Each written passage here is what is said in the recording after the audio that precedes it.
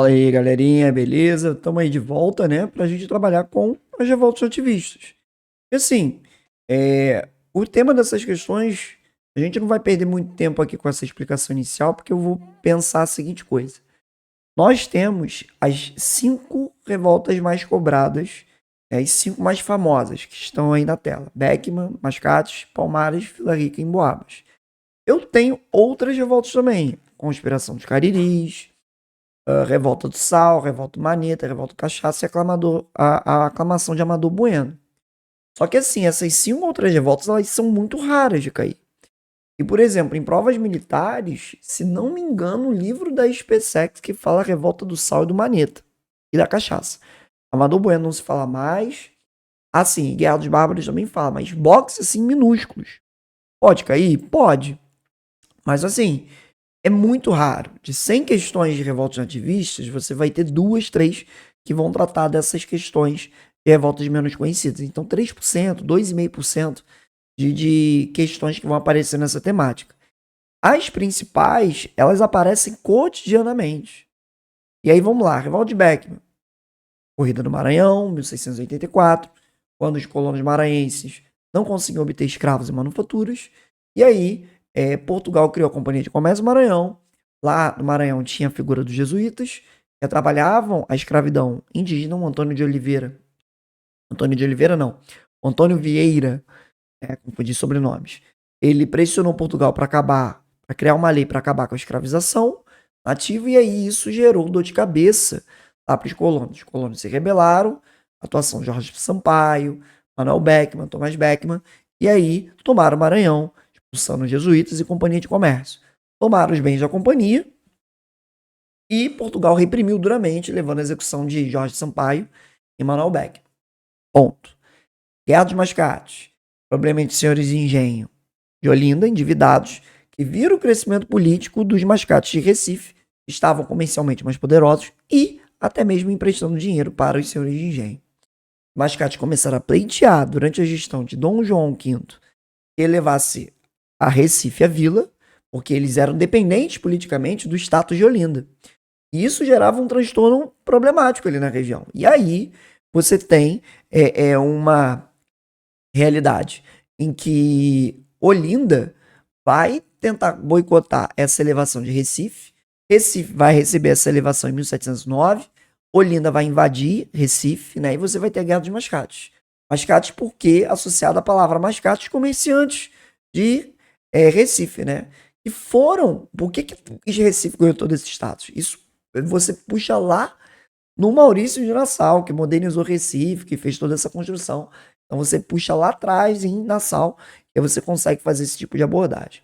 Quilombo dos Palmares, você tem a figura, o primeiro líder, o Gangazumba, né, uma resistência da região. O Gangazumba tenta fazer um acordo com os senhores de engenho, né, substituído pelo sobrinho. Tem alguns que falam que o sobrinho até o assassinou, o Zumbi. E você tem uma resistência local na Serra da Barriga contra a escravização, né, atacando engenhos e tudo mais. E aí você vai ter a contratação do bandeirante Domingos Jorge Velho para poder acabar, boicotar, apagar aquele incêndio lá no Quilombo dos Palmares, né? E aí o Domingos Jorge Velho vai ser responsável por destruir o Quilombo em 94 e o Zumbi é capturado em 95, data da consciência negra, inclusive. Vila Rica, por conta da introdução da Casa de Fundição, os mineradores sob a liderança do Felipe dos Santos Tropeiro, eles vão se incomodar, né, com a instauração da Casa de Fundição e vai gerar muito transtorno ali naquele cenário, naquele contexto, né? E aí você vai ter uma revolta, que é os mineradores liderados pelo Tropeiro e também por uma figura mais poderosa por trás, mas que na hora que pegou fogo ele se afastou, né? Vão atacar Vila Rica, vão entrar em choque com as forças do Conde Assumar e 14 dias depois você vai ter a vitória das forças portuguesas, que garante a instauração da Casa de Fundição, e a execução de Filipe dos Santos, que foi esquartejado. E a Guerra dos Emboabas é uma guerra entre os bandeirantes, liderados por Boa Gato, e Nunes Viana, que liderava os Emboabas. Os Emboabas, os forasteiros, os vindos de fora, queriam dominar a região de mineração, então queriam expulsar os bandeirantes dali.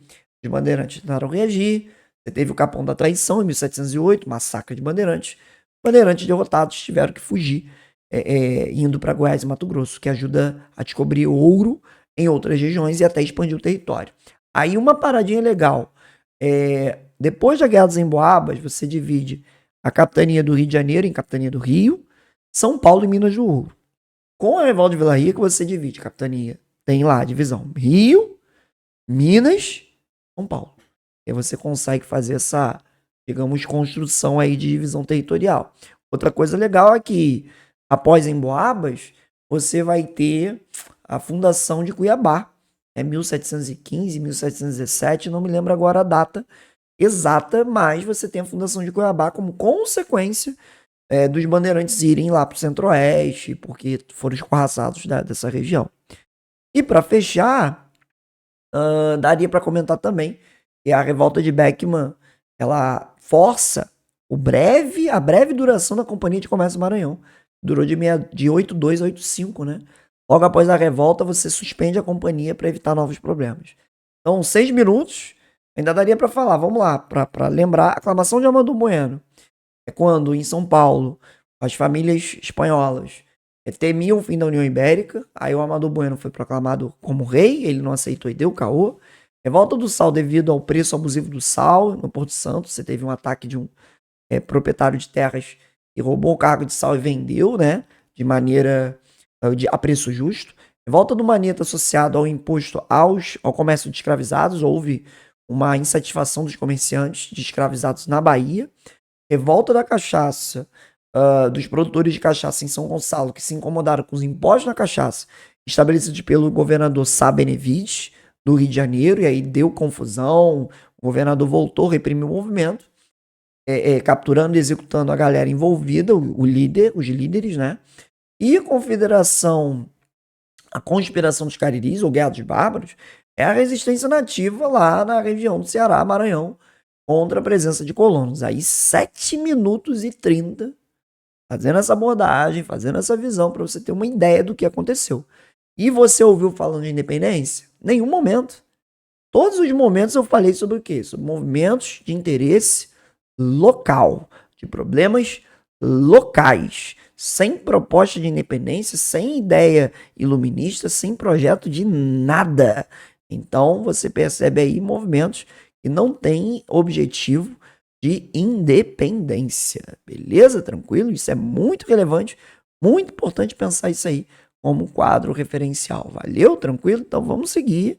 Vamos brincar. 8 minutos. Eita, introdução linda. Não precisa nem perder muito tempo com as questões, né?